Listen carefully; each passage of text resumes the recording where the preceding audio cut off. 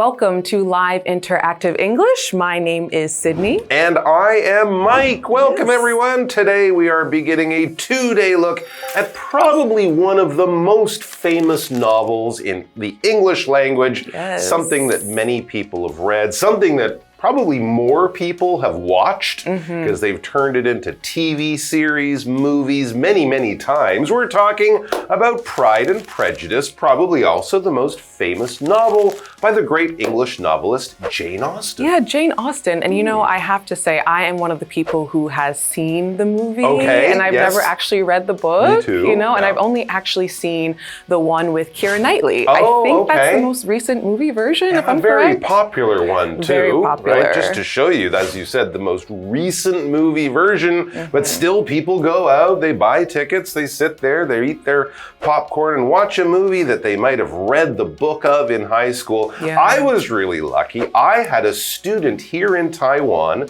a few years ago who wanted to read the book. Oh, very in nice. our class. Okay. So I got to read the book with this very nice lady. Lovely. And it was absolutely wonderful. And I have to admit, I've gone back to read the book a second time since then. So hopefully you guys will be in love with this book, or at least interested in the story, a story of families and different classes, rich people and not so rich people, and how they all got along in England about 200 years ago. Yes. That's when it was set. Another very interesting thing I just learned is I believe that last year, 2025, was the 250th anniversary of when Jane Austen was born. Oh, wow. Lovely. So it's kind of a nice thing to do, to go back and look at her very famous novel, Pride and Prejudice. We're going to read through a very short version of the story, starting now.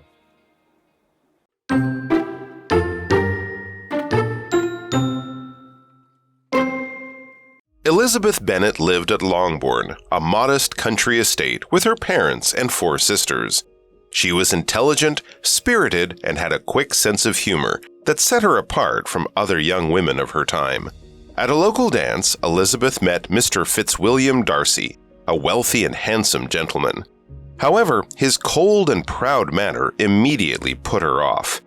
Elizabeth heard him tell his friend Bingley that she was tolerable but not handsome enough to tempt me, which offended her and made her dislike of him grow stronger.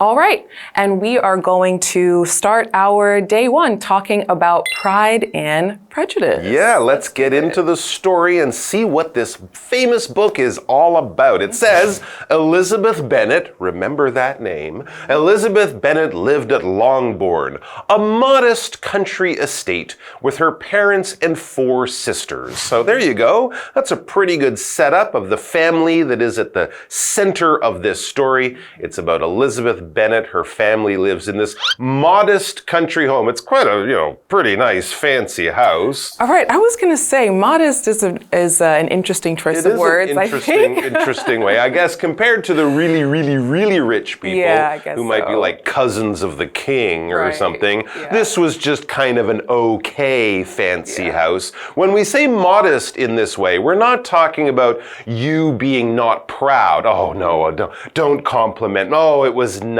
I'm being modest. No, when we talk about things being modest, like a home or something like that, we're kind of saying, it's not fancy, it's not expensive, it's not something that costs a really lot of money. Sure, it's pretty nice. It's not terrible. It's not somewhere that you wouldn't want to live, but it's not the biggest, fanciest, richest, most expensive place. I mean, a lot of people would say that if you buy a Toyota or a Ford car, that's kind of modest. If you have a Ferrari or a Mercedes-Benz, that's kind of fancy or expensive. So, it's kind of average, not too fancy. For example, even though he is famous, the actor lives a modest life. Maybe he goes to the supermarket and buys his own vegetables on the weekend, just like every normal person. He's not flying around in private jets or living on a private yacht somewhere. He's just kind of a normal, average person. Yeah, exactly. Now, continuing on. Yes, let's find out about our main character. Yeah, Elizabeth. So she was intelligent, spirited, and had a quick sense of humor that set her apart from other young women of her time. All right, so she sounds like kind of a special character. Yeah, a really nice character who is very funny and smart, not maybe as pretty as her older sister, it's true, but definitely a very interesting character, and that is a great way, as you said, to start our story. It's also great to see our friend Hanny, so let's go and do that right now. Hello， 大家好，我是 Hanny。这次要读的是英国知名小说家 Jane Austen 的代表作《傲慢与偏见》（Pride and Prejudice）。那么，故事女主角伊丽莎白·班奈特，她跟父母还有4个姐妹住在一座朴素的乡间庄园。她聪明、充满活力、机智幽默，在当时的年轻女性当中，她显得与众不同。好，来看单字 modest， 它是形容不大的，也可以形容简朴的、普通的，还可以形容人是谦逊的。那这边有一个重点是 set somebody or something apart， 它表示使点点点与众不同、突出，后面可以接 from 加名词来说明比较对象，也就是使某人事物跟点点点有所不同，那就带有脱颖而出的正面意思。举例来说 His dynamic personality set him apart from the other candidates. 他那充满活力的个性使他从其他候选人中脱颖而出。那我们继续回课文中。All right, so yes, we have Elizabeth Bennet and her family. They're, not too rich, but of course they are doing quite well. So what happens to her? Well, we move on to one of the first big scenes in the book, or in the movie. At a local dance, Elizabeth met Mr. Fitzwilliam Darcy, a wealthy and handsome gentleman. All right, so he is maybe not living in a modest house because he's wealthy, which of course means rich. He's very handsome, and he's got this wonderful old name, Mr. Fitzwilliam Darcy, although, as we were just saying, we didn't even know his first name. I had no idea. Fitzwilliam sounds so fancy. Yeah, in the wow. book he's just Mr. Darcy. Yeah, Mr. Darcy. Almost the whole time, but there you go. That's his first name, Mr. Fitzwilliam Darcy. So he's kind of a nice guy, and he's a nice looking guy, but his personality, maybe not so great. It says, however, his cold and proud manner immediately put her off. He wasn't friendly. He couldn't really make small talk. Yeah. We might call him this English expression, he's a cold fish, right? Oh, so he doesn't seem, he doesn't seem very warm and friendly. He's just, hello, nice to meet you. Yeah, not someone that you would really want to make conversation with necessarily. Right? Yeah, exactly. Yeah. All right. So continuing on, Elizabeth heard him tell his friend Bingley that she was tolerable, but not handsome enough to tempt me. Oh boy. That's not really polite. All right. Okay. Tolerable, but not handsome enough to tempt me. Okay. All right. Which offended her and made her dislike of him grow stronger. All right. Okay. So he's basically saying that she's okay, but not handsome enough or beautiful enough, right, to tempt me. She's not beautiful enough to really draw him in, essentially. Yeah. And so our vocabulary word here is the word tolerable, and that is an adjective. And when we say something or someone is tolerable, usually we mean that maybe we don't really necessarily like that person or that thing, but we can accept them bit by bit. We can accept them as they come, right? They're not our favorite, but if they're there, we'll accept it. Right. They're tolerable. It's okay. Yeah. It's okay. I can live with it. They can live with it. It's not wonderful. Not it's wonderful. not perfect.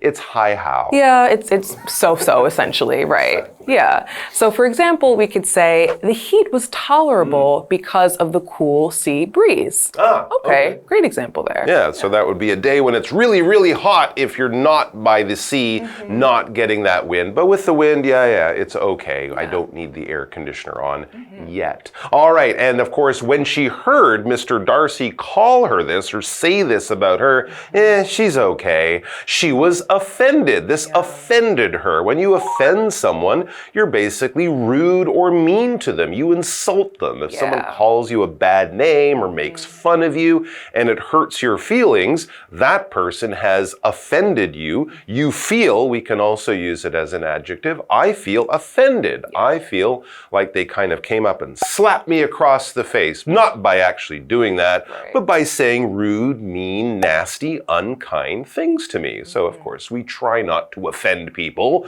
by being on good behavior and by being considerate and nice.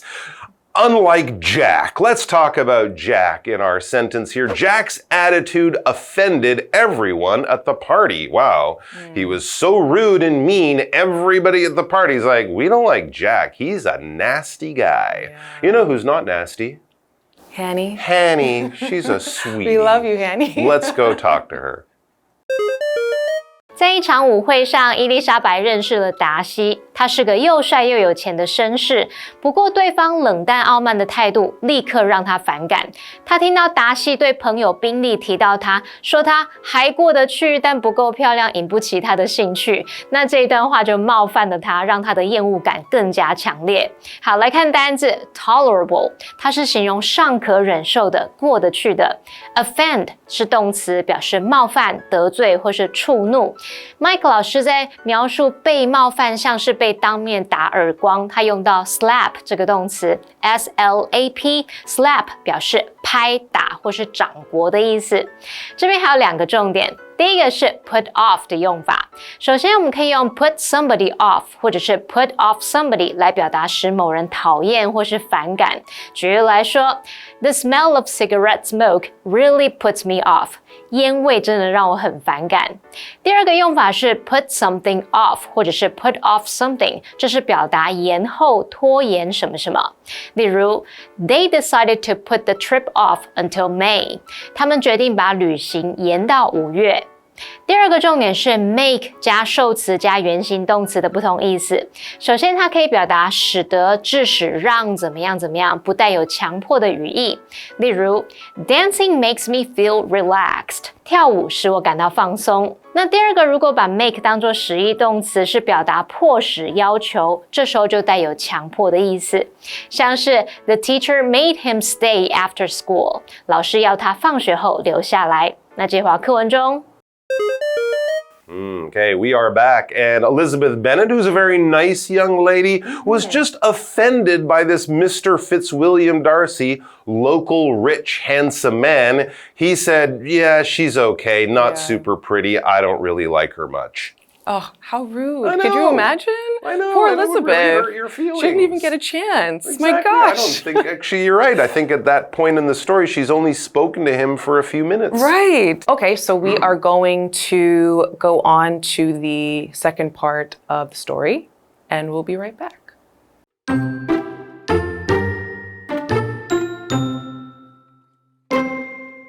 Her opinion of Darcy further soured when the charming officer Mr. Wickham told her that Darcy had cheated him out of his inheritance.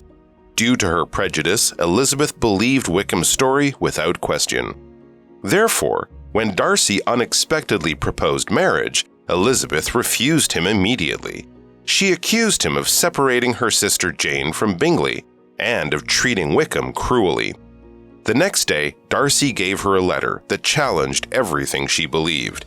He revealed that Wickham was actually a dishonest man who had tried to elope with Darcy's 15-year-old sister for her money. As for Jane and Bingley, Darcy explained he had only interfered because he believed Jane didn't truly love Bingley.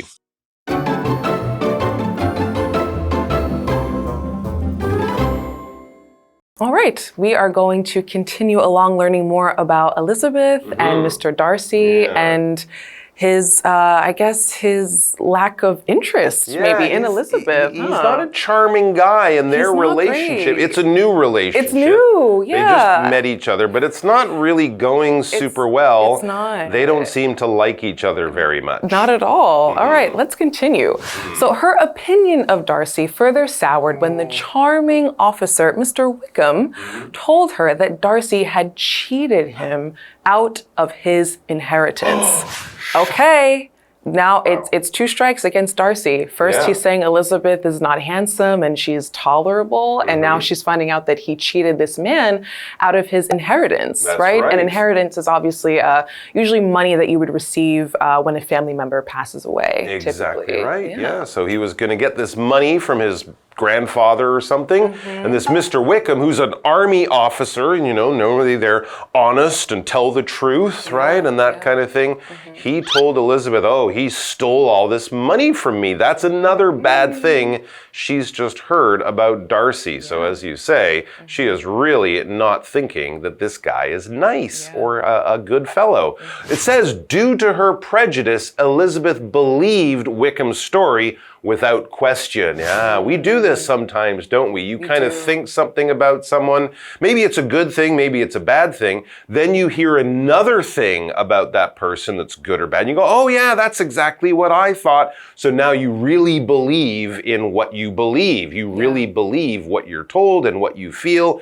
Even if it's just what you feel and what one other person said, now that is all the truth. But it can sometimes be more complicated than that. So her prejudice means she already doesn't like him because he said those mean things. Now she believes Wickham's story without question. She heard the story about he stole all this money. She's like, oh yeah, that makes sense because he seems like a nasty guy who would do that. Therefore, because of all that's happened, when Darcy unexpectedly proposed marriage, Elizabeth refused him immediately. As she should. Well, My goodness, good for you, Elizabeth. You would expect her to, right? So that's a strange thing. She said she's not really pretty. She heard he stole this money, and then this guy Darcy comes along and says, excuse me, will you marry me? And she's like, whoa, I don't like you, and I heard bad things about you. So she said, no, of course I'm not going to marry you. You don't seem like a very nice guy. Yeah. All right, let's continue. So she accused him of separating her sister Jane from Bingley and of treating Wickham cruelly. Okay, she accused him, right? So to accuse is our vocabulary word here, and that is a verb. So when you accuse someone of doing something, it means that you think that they did something. You tell them, hey, I think you did this, I think you did that. Sometimes people often get accused of committing crimes, right? Of doing bad things. Sure. So for example, we could say, my brother accused me of breaking the bowl, meaning maybe your brother really said to your face, oh, I think you did it, or telling other people that you actually broke the bowl. That's right. And of course, if you see the person break the bowl or have pictures, well, then it might be fair to accuse them. But if you accuse someone of doing something bad just because someone told you they did, that can get complicated and get people in trouble, because sometimes people are innocent of the things they're accused of. That does, of course, happen. All right, let's go over to Hanny. No one has ever accused her of being anything but a wonderful English teacher. 伊丽莎白对达西的偏见，让她误信了一位军官的说辞，以为达西骗走了那个军官的遗产。她对达西的观感进一步恶化。那因此呢，当达西出乎意料的向她求婚时，伊丽莎白马上就拒绝，并指责他拆散了她姐姐跟宾利，还有残忍的对待那位军官。来看单字 accuse 这个动词，它表示指控、指责。accuse somebody of 后面可以接名词或动名词来表达指控某人做了什么样的错事。那我们接回课文中。All right, so here we have Elizabeth Bennet. She is not in love with Mr. Darcy. In fact, she doesn't even really like him. She thinks he's a nasty guy who broke up her sister's love affair with his friend. He said mean things about Elizabeth, and apparently he stole a bunch of money from another nice guy named Mr. Wickham. This Darcy is not someone she wants to marry, but he just asked her to marry him, and she, of course, said no. Absolutely not. What happens next? This is where it gets really interesting. The next day, Darcy gave her a letter that challenged everything she believed. He wrote her a letter saying, you think I'm this, you think I'm that, you think I said this. All of that is untrue, and I will tell you why. And this is what he explained in the letter. He revealed or explained or showed that Wickham was actually a dishonest man who had tried to elope with Darcy's 15-year-old sister for her money, Oh, that's a very different story. Very different. Yeah, now it's becoming more clear. So now Darcy's saying, no, I didn't steal Wickham's money. He tried to marry my young sister, my child sister. Yeah. She's 15 years old. She's a kid. And he was only doing it to steal her money because my family's rich. So get your story straight, Elizabeth. Wow. I'm not the nasty guy. It's Mr. Wickham who's the nasty guy. Oh. And that's not all. My goodness, the plot thickens. I know, all right, let's keep going. It's thick like a stew. All right, let's see. Now, as for Jane and Bingley, Darcy explained he had only interfered because he believed Jane didn't truly love Bingley. Okay, so Darcy is saying, hey, you know what? I only interfered, or I only got in the middle of it. I only broke them up because I didn't really think that Jane actually loved Bingley. Okay, well, Jane, of course, is Elizabeth's sister. Darcy doesn't really know Jane. That's true. Bingley is a rich guy, and so, you know, he's looking out for his friend. Maybe he should have gotten to know Jane a little bit better, but he's kind of saying, hey, I was just trying to protect my friend. I didn't know you, your sister, your family. And, you know, back then, maybe the rich guys like Darcy and Bingley, they did have people trying to marry in the family and trying to take all their money. That's true. So he interfered, he got in the way of that relationship. And that's basically to interfere with something. Yeah. You can do it just if you're sort of bothering someone, right? If you're disturbing them, if you're blocking them from doing what they're trying to do. Sometimes you have to interfere because something important's going on and I have to stop the action and tell you about it. Other times you're trying to bother people, right? You're trying to annoy them or sort of disturb them or put them in a bad mood or something like that. But basically something's going on and you sort of block it or stop it in some kind of way. For example, don't interfere in their argument, let them solve it. So, you know, don't get in between two people if they're having a good time or a bad time. Don't, you know, get yourself involved in it if it's not your business. Yeah. Yeah. All right, let's go over to Hanny. She's here to interfere with us by teaching us wonderful grammar and vocabulary. 第二天，达西给了伊丽莎白一封信，揭露了那一位军官其实是一个不诚实的人。他曾经试图为了钱财跟达西15岁的妹妹私奔。那么至于姐姐跟宾利的事，达西有解释，他之所以会干预，是因为他认为伊丽莎白的姐姐并非真心爱着宾利。Sydney 老师听到这个剧情发展，他就说The plot thickens。The plot thickens 就是表达这个情况越来越复杂了。好，那么单字 interfere 它是个动词，表示干涉、干扰。那我们接回课文中。All right, so we have looked at some of these characters. We have Elizabeth Bennet. We have Fitzwilliam. Right? Mr. Fitzwilliam Darcy, who's this super rich guy. Yep. And they don't really seem to like each other that much at first. But he just asked her to marry him. Yeah. And then she's accusing him of things. Then he's writing letters to prove that he actually didn't do those things. And it's all seeming to be a bit of a mess right now. You kind of feel like these two people are just, they got off on the wrong foot. Their relationship didn't start well. And now they're kind of, you know, not really communicating well. They're kind of missing each other here a little bit. And of course, there's a lot more to go in the story. So we're going to find out about all of that and how it ends tomorrow. So please come back and join us for that. Until then, bye-bye. See you tomorrow. Fare thee well.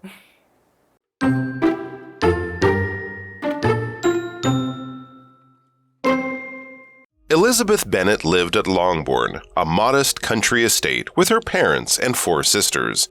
She was intelligent, spirited, and had a quick sense of humor that set her apart from other young women of her time. At a local dance, Elizabeth met Mr. Fitzwilliam Darcy, a wealthy and handsome gentleman. However, his cold and proud manner immediately put her off. Elizabeth heard him tell his friend Bingley that she was tolerable but not handsome enough to tempt me, which offended her and made her dislike of him grow stronger. Her opinion of Darcy further soured when the charming officer Mr. Wickham told her that Darcy had cheated him out of his inheritance. Due to her prejudice, Elizabeth believed Wickham's story without question. Therefore, when Darcy unexpectedly proposed marriage, Elizabeth refused him immediately. she accused him of separating her sister Jane from Bingley and of treating Wickham cruelly. The next day, Darcy gave her a letter that challenged everything she believed. He revealed that Wickham was actually a dishonest man who had tried to elope with Darcy's 15-year-old sister for her money. As for Jane and Bingley, Darcy explained he had only interfered because he believed Jane didn't truly love Bingley.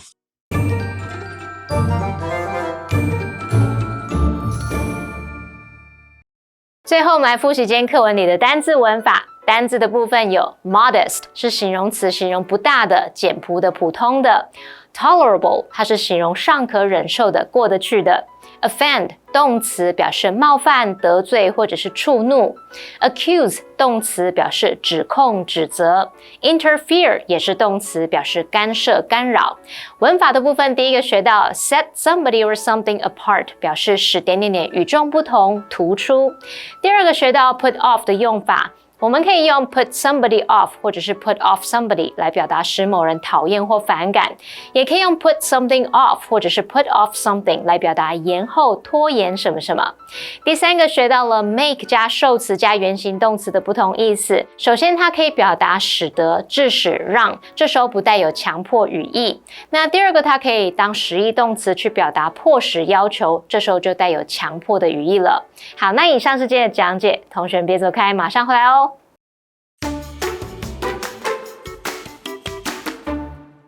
A lot of the time, we hear the words college and university and think they mean the same thing. Well, generally speaking, they do, but universities tend to be larger and offer a wide range of undergraduate and graduate programs, while colleges are typically smaller, focusing more on undergraduate education. Today, we are going to explore a well-known university here in Taiwan, Tunghai University. Tunghai University, the first private university in Taiwan, was founded in 1955. People say it is Taiwan's most beautiful campus. Many visitors visit Tunghai University to enjoy its beauty and calm atmosphere. Tunghai University is on Dadu Mountain in Taizong's Xitun district, behind a long stretch of red brick walls along Taiwan Boulevard. When walking into the campus, you will feel as if you're in a forest park. Many visitors come here for walks and picnics. Famous attractions on campus include the Loose Chapel, which was designed by master architects I.M. Pei and Qi Kuan-chen, and the tree-shaded campus mall. There are also Donghai Lake, the traditional Chinese courtyard-style classrooms, and Tunghai University Experimental Farm. Tunghai University has so many beautiful buildings and scenic areas scattered throughout its campus. Even if you don't go there for an education, it's still worth a visit just to take a look around.